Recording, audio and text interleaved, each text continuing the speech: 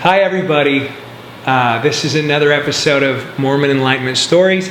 Grateful to be with you. I'm here with Devin Ransom. How you doing, Devin? Good. Thanks, Sean. Appreciate you taking the time. Yeah. Devin's got us in his home, which is really nice. We're going to watch the U game here together. So Devin has been I would say he's been one of the biggest supporters of our Mormon Enlightenment community. So thank you for that, man. I really appreciate it. Crystal and I, we think the world of you. You've brought you've just brought a lot of love, a lot of support to other people. For me personally, I just want to say this because this is how I feel. Like, for me personally, I've seen how hard this has been for you. Mm-hmm. And for me, that has been incredibly validating for me because this has been really hard for me too. Mm-hmm. So anyway, Devin, who's Devin Ransom? What are you all about? Like, just share with people, like, what's your background, where you come from, all that good stuff. You know, I'm no one special, to be honest with you, and that's a cool thing. But I think in the church we always taught that we're someone special, that we're saved here for the last dispensations of time, and it's actually been really, really great to be like, hey, I'm nobody, and I've really, really liked that. But really, to get in who I am, you know, I have 4 kids. They're my world, and my wife is my world, and it's been neat to see that transition where before being part of the LDS religion, you know, Christ was my world, and God was my world, and service was my world in the church. Right. And so all those things that were really important were kind of put on that back shelf and saying, okay, well, I have eternities with my family, and so I need to make sure that I be able to have the eternities with my family. Right. But now that that's gone, my family and my wife they're right there up in front, and that's been the coolest thing about leaving the church is being able to see that transition and really having all this time that I guess I took for granted before, which I don't anymore. And right. So, but I mean, if you really want to know me, that's who you have to know is my family. So. There's beeping. Oh, that's the oven. Fine, as long as it's not the camera. So, okay, keep going. Like, so yeah. That's your family. Where are you from? So I grew up in Washington State. I lived there until I was 18. We moved down here to Utah my senior year, but it wasn't a hard sell for me because I came down here for EFYs and I saw how cute the girls were. Not as cute, you know, up in Washington. Nothing against Washington girls. You're very, very pretty. But it was definitely a bigger pool to fish from. Yeah, absolutely. So just being down here and seeing that, and when my dad came down here, I followed, you know, with him, and the rest of the family came down too. Yeah. So I've lived here for 22 years now in Utah. Cool. And so, but I enjoy it. I enjoy the people. It's definitely. It took a long time for me to call myself a Unitan, but yeah, I enjoy it. Born and raised Mormon? Born and raised Mormon, yeah. So my family is very active. We grew up with all the strange traditions as most Mormon families do. You know, you can't go swimming on Sundays because Satan controls water, and we weren't allowed to watch a lot of things on Sunday. We had to, you know, read church materials, or it had to be something uplifting and wholesome. And so it was just growing up in that environment where everything was about the church. Right. And I think you grow up also. Your whole purpose is to serve a mission. Growing up, that's all it is. Everything's focused on, okay, I'm going to serve a mission. It was just you don't know any better. You think it's normal, and I always stood out being LDS in Washington, but I always felt it as in a good way. And so I didn't drink. I didn't do any of those things, and I was captain on the football team, and so people looked up to me in that way. But you know, there's so many times looking back now, it would have been fun to go drink with my teammates and do those things and build those relationships. But I was just kind of sidelined on doing those activities. Right. And so I don't know. It was. I didn't have a bad childhood. I had a great childhood. And my parents obviously cared about us and wanted what's best for us. They just didn't know that what they were doing wasn't right either. Right. So. Did you go on a mission? Yeah, I did. Where'd you go? I went to West Virginia, Charleston. I was Virginia. That's cool, man. So we served half our mission was Virginia. And That's crazy because one of the areas in Virginia was Franklin, West Virginia. So we kind of intermingled there. Yeah, absolutely. Loved the mission. Well, I loved the people. I'll put it that way. Yeah. So the Virginia people were just absolutely awesome. They didn't really care about the message. They knew you're full of crap, but they'd still invite you in for lemonade and so just good people out there. That's awesome. Yeah. That's great. So now, did I ask you what you do for a living? So I'm a realtor. I've been a realtor for a while now. I owned Aspenwood Homes, and I recently sold it. I guess it's now 6 months ago. I've heard of that. Yeah. So we built all over Utah, up in northern Utah, Wasatch Front, and there's just I think part of faith transition is really it causes you to look at everything in your life and evaluate what is important, where do I want to spend this time, and when it came down to it, I didn't want to spend my time with my business partner. I didn't want to give him another 5 to 10 years. And so when I sold the company, I sold it, and it wasn't the best situation for me to sell it, but it was necessary, and I'm so happy that I did. Even since about 6 months out, it was the right thing to do. That's awesome. I can relate to the whole you reevaluate everything. Oh, absolutely. Yeah. Okay, give us an idea. How did your faith crisis all unfold? Mm-hmm. And I know that your situation has been a little different than mine. And absolutely. Your wife is believing, and how has that all unfolded? Like, tell us your story around that. Yeah. So I think there's always these little questions that are always poking at you, but we're taught as good LDS boys to bury it. Don't think about those things. Yeah. And I did just that. For almost 40 years. If anything came up that I felt that kind of disrupted that narrative that we were taught to believe in, it was gone. You just get rid of it. Have you seen the Book of Mormon musical? No, I want to. Have you seen the Turn It Off? You got to just go on YouTube and watch Turn It Off. Oh gosh. Okay, I'll watch it. It's great. Yeah. So it really came down to, we had some good friends that ended up leaving the church. And when they left, they did it quietly. They left Utah, ended up moving up to Washington, actually. And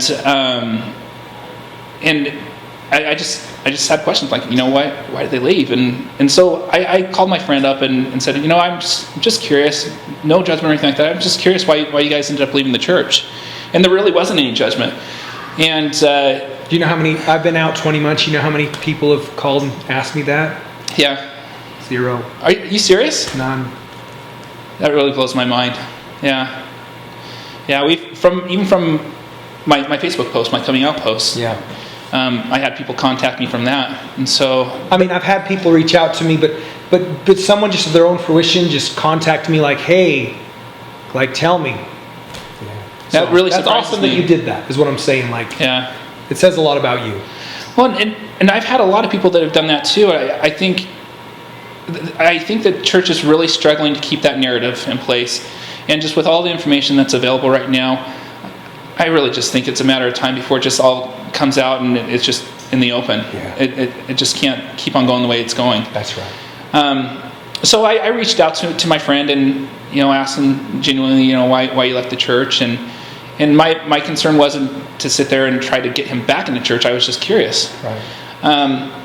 And so we had a long conversation, and towards the end of the conversation, he said, I don't want to, ruin anything for you, but if you really are curious why I left the church, look up the CS letter. Okay. And so I said, all right, well, I'll look it up. And he's like, I'm not going to give it to you. You'll have to go find it. And so I went out and found it. And I blew through that CS letter so quick. And the first time I went through it, it was with this mindset that the church is true. Yeah, me too. And so I went through it the first time mindset, the church is true. And then I'm like, okay, there's a lot of things that aren't piecing together here. So then I go out and I look for resources that were church-approved resources or apologists that had their resources trying to explain the CS letters. So then I went through it that way. And that was even more damning for the church, because just the arguments that they were using to try to justify and rationalize the things that were in that didn't hold any water. It didn't make any sense. It came across to me as if they didn't have an answer, and they were doing their best to try to cover their tracks, or try to at least make it sound reasonable, the things that they're coming up with. But it just didn't work for me. Right. So I think the moment that was that really was that clinch moment where I knew the church wasn't true, is when I allowed myself to ask that question. Because you're always, even if there's any questions, you push it away, it's gone. Right. And so that moment, I can remember I was driving, and I sat down and said, okay, I'm going to look, just everything else in my life, I look at that way. Right. It's very, no one has more power, no one has more weight. It's just look at everything and make a conclusion on that. Sure. But I think with church, they're above that. You can't do that. And so once you break that wall down and say, I'm going to look at everything and give everybody the same ground to make their argument. Right. And that allowed me to say, okay, is the church true? Yeah. And once I asked that question to myself, it started falling apart. Yeah. I know. Yeah. So. Crystal said, what if it's not true? Mm-hmm. And then I'd never even considered that. Were you active at the time? Did you have a calling or anything? Yeah, so we were active. We were actually in the primary. Okay. And so me and my wife had a joint calling with the Sunbeams, which I actually didn't mind. These kids were pretty cool, and they're awesome kids, and I think it makes a difference on the type of kids you have in class, but we enjoyed it. So they're fun at that age. Yeah. What about how, when you realized, was there any critical thing that made you, I know you read the whole letter, was there any critical piece that said, oh, okay, like everybody seems to have this critical thing that, I think the moment was kind of in the opening of the letter. So we have our foundation that we set up. You're taught that the Book of Mormon is truth, that Joseph Smith was a prophet, that modern day revelation happens. Right. But that moment where those foundations started to crumble was with the Book of Mormon, and it's when the argument that was made was the book's a direct translation from God, right. Correct? Well, that's what we thought. Yeah. And so when he showed that there was actually exact verses that were taken out of the Bible, King James Bible, and put into the Book of Mormon in the 1700s. Yeah, that's right. And then Joseph Smith went back afterwards and did a Joseph Smith translation and edited those sections, but then that portion that was still in the Book of Mormon was still there. That's right. That was kind of a clincher for me, because if the Book of Mormon was true, how would that get into the Book of Mormon, first of all? And second of all, why would Joseph Smith go back and retranslate that portion of the Bible, but not touch the Book of Mormon portion that he put in? It just didn't make sense for that to be there. So it all crashes. It all crashes. And did you have that dark night of the soul experience? Oh yeah. Did you? I think, but I didn't. Crystal did. I didn't. Mine was more spread out over years. Yeah. You had that kind of that heavy. Yeah, I was driving down the freeway, and it hit me, and it's so funny because, Jesus Christ was my best friend. We talked all the time, like constantly. Yeah. I'd be in the car and just be talking to him. Yeah. And so I think the moment that was the hardest for me, I'm sitting there driving, and I realized, I'm like, this isn't true. None of this is true. And the world just starts spinning. It's crazy to realize that person that you've been talking to may not be listening. And all those things that you've built your life upon, you did it incorrectly. And so, yeah, I definitely had that moment where, and I think it was just more than that moment. It was months, but it'd come and go, where I'd feel amazing, and then it just hit you like a ton of bricks, and then you recover. And the great thing is it's getting more and more sparse, and I'm able to separate myself more from it, and feeling better about everything. How long has it been? So it was last November. This a is year. fresh. It's fresh. To me, that's still yeah, fresh. I'm 20 months. Yeah, but it's been cool. Like once I realized it progressed super fast. And so, how are you so? You're a very humble person. I love that about you. How have you been so bold? Where's that coming from? I've seen it. Your Freedom Day post, like, is that just how you are? Do you feel, is there a calling around that? No, I think it's more people, caring about people. And, me was my life sent. So there was a time there where I didn't have anybody to talk to. Like, I didn't want to hurt my wife, and I knew those conversations hurt my wife, and my family, were active. And so I was just having to pen it in, and it was like the biggest anxiety. Like, I felt like I was going to explode. Cool. And so to have a place where I could go, and the cool thing is, are the people that are part of that group have that mindset that, that they're there to support. They're there to help because they've been through it, and they know it sucks, and they know it's hard, and they're there to help everybody else get through it. I think part of it is seeing that and having that kindness that was given to me when I needed it most. I feel almost obligated to come back and say, goosebumps, hey, man. I get goosebumps. I feel obligated almost in a way to say that was the shittiest, that was the hardest thing I've ever had to do in my life. Yeah. But I had people that were there, and they took time when I just wanted to vent, or when I just had concerns, and there was no judgment. Everybody was just sitting there and supportive, and it was just awesome. Yeah. And so you kind of feel that way, that these people stepped up for me. Yeah. I need to step up for these other people as they start to exit the church too, because I needed it most. And so I owe it to these people, because I don't know what I would have done if I didn't have me. I really don't. And so I feel the same way. Just to give you an idea, last night we went out Christmas shopping. We were eating dinner, and a man approached us at the table, and a believing member, or I should say active member, who is not believing, and said, I don't know what to do. I don't know how to navigate this. Yep. And we were just like, how many of these are out there? Yep.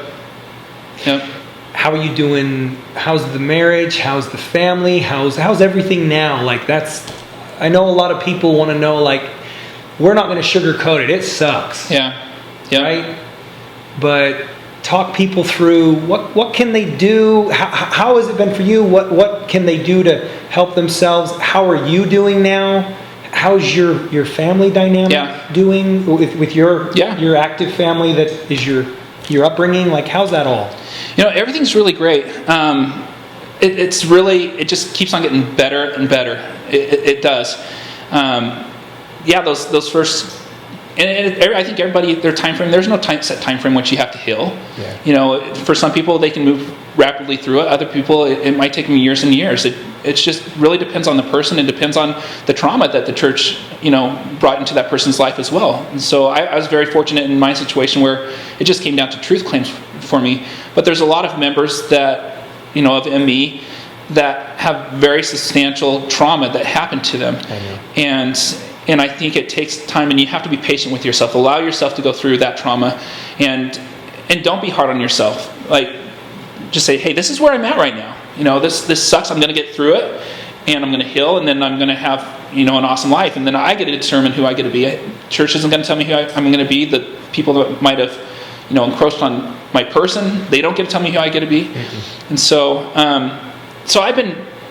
it's been cool seeing that transition myself to being able to separate myself and really find who I am, and not have to answer to anybody. To say, did you keep finish that thought? Yeah. Never had to answer to anybody. Never had to say what?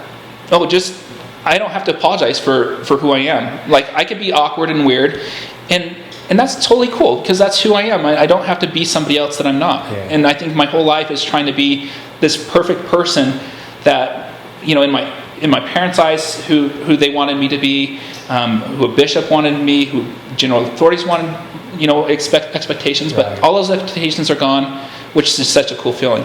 But the cool thing too is like those expectations are gone for other people too. I don't expect anything out of anyone. Yeah. Like they can be whoever they want to be. If they want to, even in the church, you know, if they're going to be a jerk, go ahead and be a jerk. But it doesn't have to weigh on me anymore. So, did you have that when you were talking just a second ago? I had this feeling like Crystal and I actually felt like at 38 years old, we're grown up. Like we get to make our own decisions. Yeah, absolutely.